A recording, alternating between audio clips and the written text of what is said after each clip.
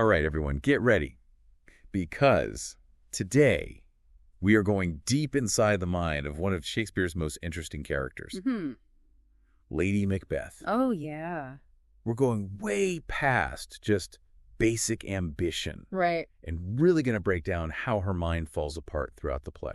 And you know what's really cool about this deep dive? Yeah. We're going to look at how Lady Macbeth's madness, it's not just some random thing that happens, you know? It like spreads out and affects the other characters and ends up shaping the whole tragic story of the play. Exactly. We've got a ton of great sources to help us figure all this out. Right. Iconic quotes, in-depth character analyses, Yeah. and even some academic papers on the use of symbolism in Macbeth. Yes, and speaking of symbolism, those images of blood that keep popping up are going to be really important as we trace Lady Macbeth's downfall. Yeah. Remember, she famously tries to wash the blood off her hands? Oh, yeah. A powerful image that says a lot about her guilt and growing madness. Okay, let's go back to the beginning. All right. We first meet Lady Macbeth reading a letter from her husband about the witch's prophecy. It's like this spark goes off inside her, right? That's where we see her ambition starting to grow. Yeah. Even before Macbeth gets home, she's already scheming about how they can get the throne. And she's not afraid to get her hands dirty. Nope.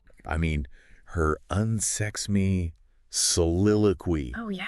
Chilling. It really is. It's like she's asking for darkness to just take over her, Right. stripping away her femininity to make room for ruthless ambition.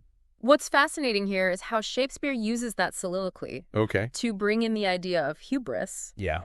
Lady Macbeth isn't just ambitious.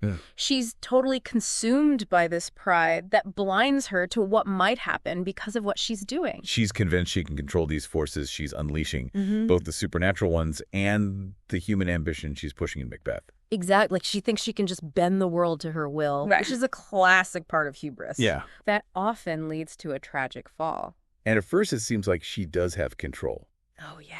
Remember that line she throws at Macbeth? What is it? When you durst do it, then you are a man. Ooh, yeah. She's messing with him, questioning his manhood. Wow. To make him kill King Duncan. It's crazy how their relationship works in those early scenes. Yeah. It's almost like they're feeding off each other's darkness. Right. But Lady Macbeth is clearly the one in charge. She's the one calling the shots, planning the murder. Yeah. Even telling Macbeth how to act afterward. Like coaching him. Yeah. But then things start to change. How so? There. And the banquet scene with Banquo's ghost showing up. Oh, yeah. That's where we see the first cracks in Lady Macbeth's perfect act. Right. It's like all the weight of what they did, the guilt and the paranoia, it starts to break through. But she tries to stay in control, right? Yeah. She tells everyone that Macbeth has always had these fits and tries to cover for him. But it's like she's trying to convince herself to. Yeah. Her cool is fading. Right. And this is a turning point where her grip on reality starts to loosen. And this happens at the same time. Macbeth's ambition is getting even worse. Now, he's the one making decisions, driven by paranoia and wanting more power. It's like they've completely switched roles. And that power shift has terrible consequences. Right. Not just for them, but for the whole kingdom. Right. Malcolm and Donalbain Duncan's sons. Right. They run away from the country. Yeah. Because everyone suspects them, which is a direct result of what the Macbeths did. Right. Wow. Yeah. So it's like their ambition created this shockwave that messed everything and everyone up around them. Exactly. Yeah. And as Macbeth just gets worse and worse, like a tyrant, Lady Macbeth's mental state, it just keeps falling apart. It really does. Yeah. But it happens in a totally different way for her. Right. She's not like ordering people to be killed or anything. Nope, not at all. It's more inside her head, right? Exactly. She becomes really withdrawn. Haunted by all that guilt and those crazy images of blood that just won't go away. And then we get to the sleepwalking scene. Oh, man, that scene. It's like one of the most powerful and disturbing scenes in the whole play. I know, right? In that scene, we see Lady Macbeth totally lose it. Yeah. She's desperately trying to wash these imaginary bloodstains off her hands. Yeah. She cries out, "All the perfumes of Arabia will not sweeten this little hand." It's haunting. It really is a chilling image of how much mental pain she's going through. It's so sad to see this once powerful woman just broken down like that. It's really tragic. It makes you wonder if she ever really thought she could escape what she had done. That's a great point.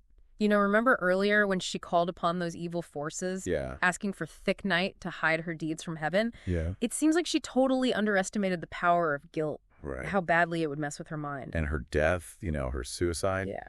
That's a huge turning point in the play. Oh, absolutely. It's not just some personal tragedy. Right. It actually changes the whole plot. How so? Well, when Lady Macbeth dies, it removes a big obstacle that was in the way of Macbeth's own downfall. Interesting. Yeah. With her out of the picture, the people who are against Macbeth can finally come together and challenge his crazy rule. So her madness didn't just affect the story. Nope. Her being gone actually shifts the power and sets the stage for the final act. Exactly. And that leads us to the bigger question. What's that? What does Lady Macbeth add to the overall tragic feel of the play? It's not just that her own ending is sad. Right. It's that her ambition and then her going crazy, they contribute to the downfall of other people too, including her own husband. And then there's that blood imagery that keeps coming up. Oh, yeah, we talked about that before. It's everywhere in Macbeth, from the battlefield to the castle. Right. And it's always reminding us about the consequences of violence and ambition. It's like you can't escape them. Yeah, that blood imagery really emphasizes the play's themes. Guilt, fate, and how power can corrupt you. It's powerful stuff. It really is. It's not just literal blood. It's more like a stain on their souls. Yeah. A stain that they can never truly wash away. We see it in Macbeth's bloody execution on the battlefield. Yes. And in Lady Macbeth's frantic attempts to clean her hands. And even in how they describe the murdered king. Yeah. It's like this visual thread that connects all the characters. And ties them all together. And their tragic fates. Yeah. It's really powerful. Okay, so we've talked about Lady Macbeth's descent into madness and how it affected the plot. Right. But what does it all mean for us, as the audience? Yeah. Why should we care so much about one character losing their mind? I think it's because Lady Macbeth makes us think about the dark side of human nature. She's like this walking contradiction. Yeah. She's both a victim of her own ambition, but also this really cunning manipulator who sets the whole tragedy in motion. That's what's so interesting about her. Definitely. There's no simple answer. Right. We're left with these questions even after the play is over. Like what? Like, is she a monster? Is she someone we should feel sorry for? Right. Or is she somewhere in between? Yeah, exactly.